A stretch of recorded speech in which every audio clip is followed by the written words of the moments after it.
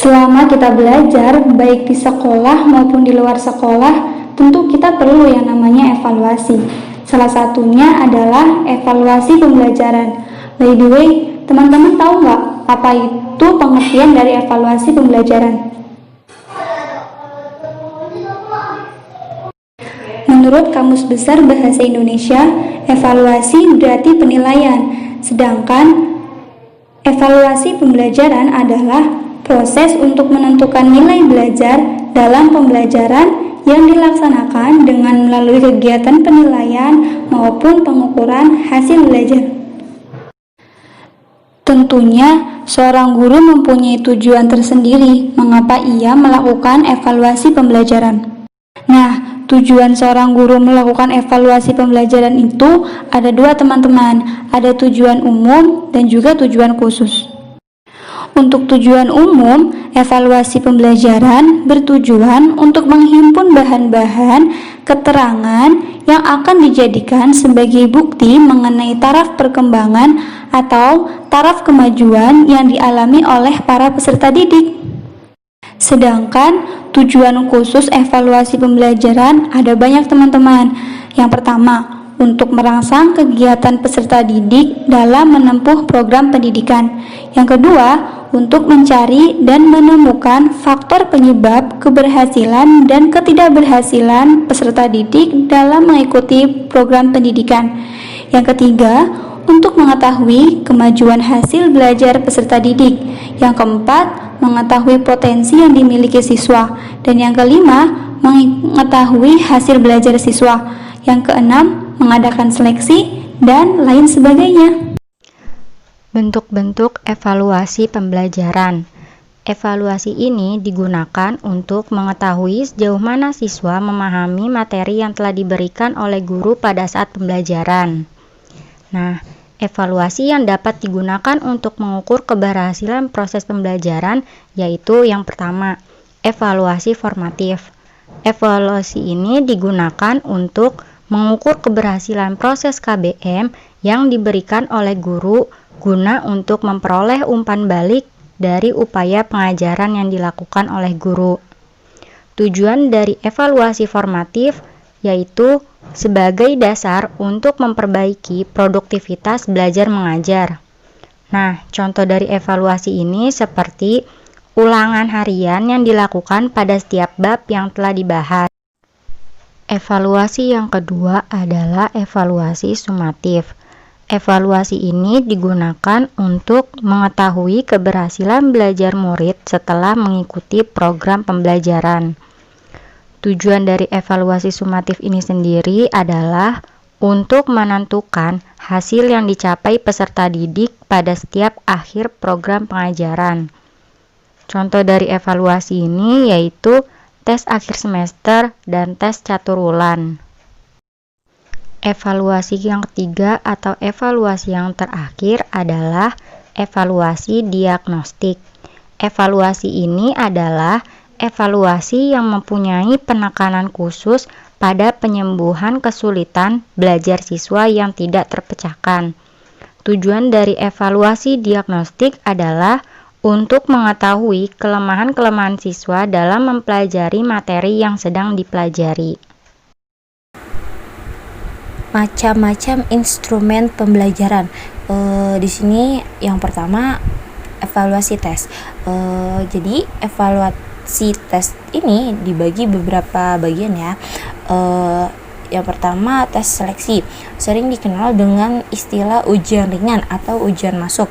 Tes ini dilakukan dalam rangka penerimaan calon siswa baru, di mana hasil tes digunakan untuk memilih calon peserta didik yang tergolong paling baik dari sekian banyak calon yang menerima tes. Dan yang kedua, tes awal, sering dikenal sebagai istilah pretest. Tes jenis ini dilakukan dengan tujuan untuk membahas materi atau bahan pelajaran yang akan disetujui oleh para peserta didik. Jadi tes awal adalah tes yang dilakukan sebelum bahan pelajaran diberikan kepada peserta didik. Karena itu maka butir-butir setiap soal yang dibuat tuh sangat mudah. Dan yang ketiga ada tes akhir, sering dikenal dengan post test. Tes akhir dilakukan dengan tujuan untuk mempelajari apakah semua materi pelajaran yang tergolong penting dapat dikuasai dengan baik oleh para peserta didik. Dan yang keempat ada tes diagnostik. Tes yang dilakukan untuk menentukan secara tepat jenis kesukaran yang diadakan oleh para peserta didik dalam suatu mata pelajaran tertentu. Dengan diketahuinya jenis-jenis kesesuaian yang diadakan oleh peserta didik itu, maka lebih lanjut akan dapat dicarikan bantuan berupa pengobatan yang tepat. Apakah peserta didik sudah dapat mengetahui pengetahuan yang merupakan dasar untuk dapat menerima pengetahuan selanjutnya. Dan di sini ada tes placement, merupakan suatu ujian yang akan diberikan kepada siswa yang memasuki sebuah institusi guna menentukan tingkatan keterampilan dalam bidang tertentu, sehingga dapat diperoleh kelompok sesuai dengan kemampuan siswa. Dan di sini ada tes formatif, tes hasil belajar yang dimaksudkan untuk dipelajari yang telah dibahas sebelumnya. Peserta didik telah dibuat atau sesuai dengan tujuan yang telah ditentukan. Setelah mereka mengikuti proses pembelajaran dalam jangka waktu tertentu, diperlukan istilah formatif. Itu berasal dari kata form yang berarti bentuk. Sini ada tes sumatif, tes hasil belajar yang dilaksanakan setelah sekumpulan unit diselesaikan di sekolah. Tes ini dikenal dengan istilah ulangan umum atau EBTA, evaluasi belajar tahap akhir, di mana hasilnya digunakan untuk mengisi raport atau mengisi ijazah STTB. Tes sumatif dilakukan secara resmi agar semua siswa memperoleh soal yang sama. Butiran-butiran soal yang dikemukakan dalam tes sumatif ini pada umumnya juga lebih sulit atau lebih berat dari butiran soal butir formatif. Dan di sini yang kedua ada evaluasi non-tes. Nah, jadi evaluasi non-tes ini dibagi beberapa macam juga ya. Yang pertama ada wawancara, cara menghimpun bahan-bahan keterangan yang dilaksanakan dengan melakukan tanya jawab lisan secara sepihak, berhadapan muka, dan dengan serata tujuan yang telah ditentukan.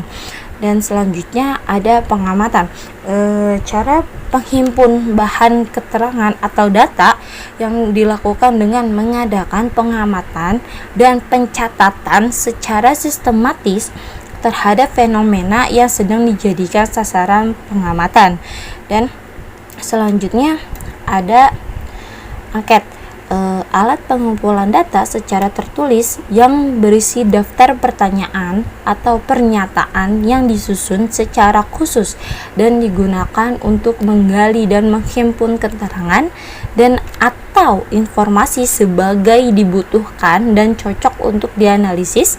Dan yang selanjutnya ada studi kasus, salah satu metode penelitian dalam ilmu sosial. Dalam riset yang menggunakan metode ini dilakukan pemeriksaan longitudinal yang mendalam terhadap suatu keadaan atau kejadian yang disebut sebagai kasus dengan menggunakan cara-cara yang sistematis dalam melakukan pengamatan, pengumpulan data, analisis informasi, dan pelaporan hasilnya.